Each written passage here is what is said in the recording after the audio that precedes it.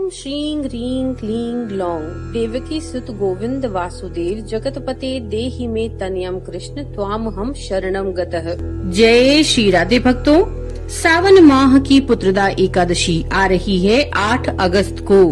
भक्तों, एकादशी की जो तिथि है वो शुरू हो जाएगी 7 अगस्त को रात के 11:50 से और समाप्त होगी 8 अगस्त को रात के 9 बजे।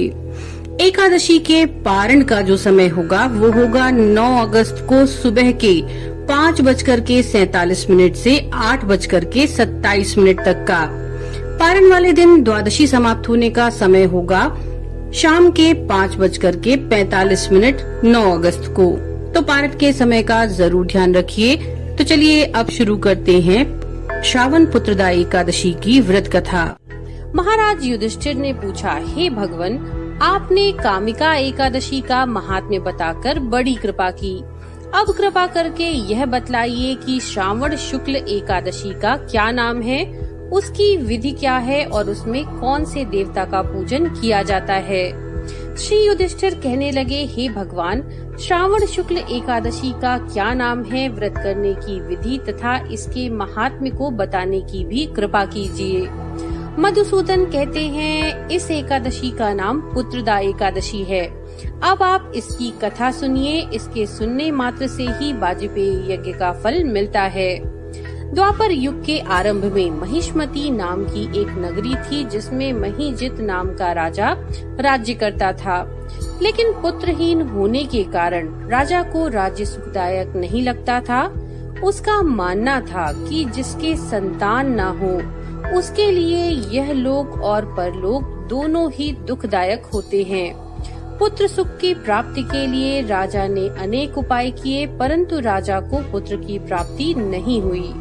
वृद्धावस्था आती देख राजा ने प्रजा के प्रतिनिधियों को बुलाया और कहा, हे प्रजाजनों, मेरे खजाने में अन्याय से उपार्जन किया हुआ धन नहीं है, न मैंने कभी देवताओं तथा ब्राह्मणों का धन छीना है।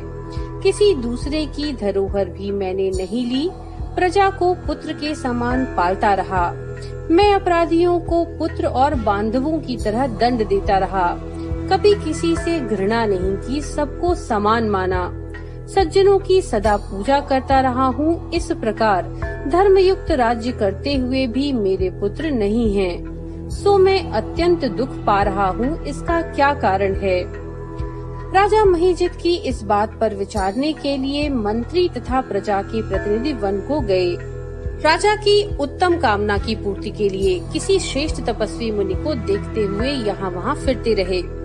एक आश्रम में उन्होंने एक अत्यंत वयोवृद्ध धर्म के ज्ञाता बड़े तपस्वी परमात्मा में मन लगाए हुए निराहार जितेंद्रिय जितात्मा जित क्रोध सनातन धर्म के गूढ़ तत्वों को जानने वाले समस्त शास्त्रों के ज्ञाता महात्मा लोमेश मुनि को देखा, जिनका कल्प के व्यतीत होने पर एक रोम गिरता था।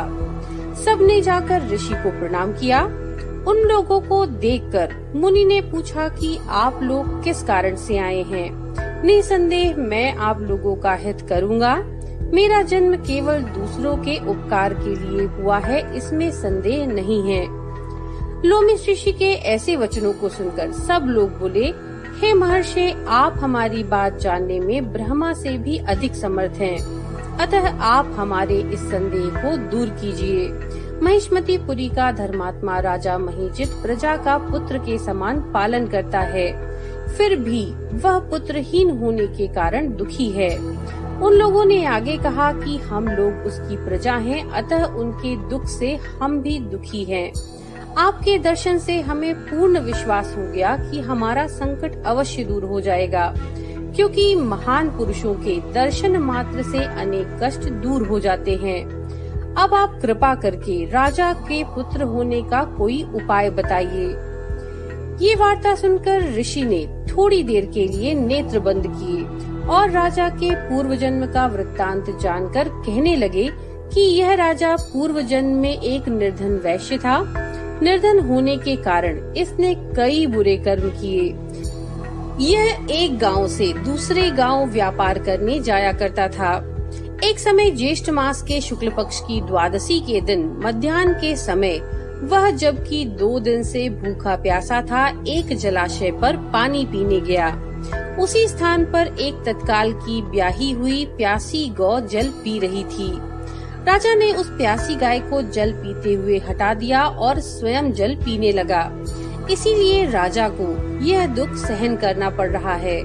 एकादशी के दिन भूखा रहने से वह राजा हुआ और प्यासी गौ को जल पीते हुए हटाने के कारण पुत्र वियोग का दुख सहना पड़ रहा है। ऐसा सुनकर सब लोग कहने लगे कि हे ऋषि, शास्त्रों में पापों का प्रायश्चित भी लिखा है, अतः जिस प्रकार राजा का यह पाप नष्ट हो जाए, आप ऐसा कोई उपाय बताइए। लोमेश मुनि कहते हैं कि श्रावण शुक्ल पक्ष की एकादशी, जिसे पुत्रदा एकादशी भी कहते हैं, सभी लोग उसका व्रत करें और रात्रि को जागरण करें तो इससे राजा के पूर्व जन्म के पाप अवश्य नष्ट हो जाएंगे। साथ ही राजा को पुत्र की प्राप्ति भी अवश्य होगी। लोमेश ऋषि के ऐसे वचनों को सुनकर मंत्रियों सहित सारी प्रजा नगर को लौट आई और जब श्रावण शुक्ल एकादशी आई तो ऋषि की आज्ञा अनुसार सबने पुत्रदा एकादशी का व्रत और जागरण किया। इसके पश्चात द्वादशी के दिन इसके पुण्य का फल राजा को दिया।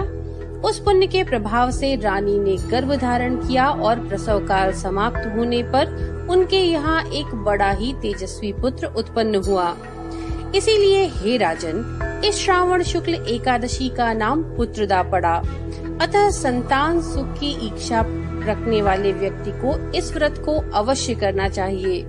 इस कथा को पढ़ने तथा इसके महात्म्य को सुनने से मनुष्य सब प्रकार के पापों से मुक्त हो जाता है और इस लोक में संतान सुख भोग कर परलोक में स्वर्ग को प्राप्त करता है। तो मित्रों, ये थी पवित्रा एकादशी या श्रावणी पुत्रदा एकादशी की व्रत कथा। नमो नारायण।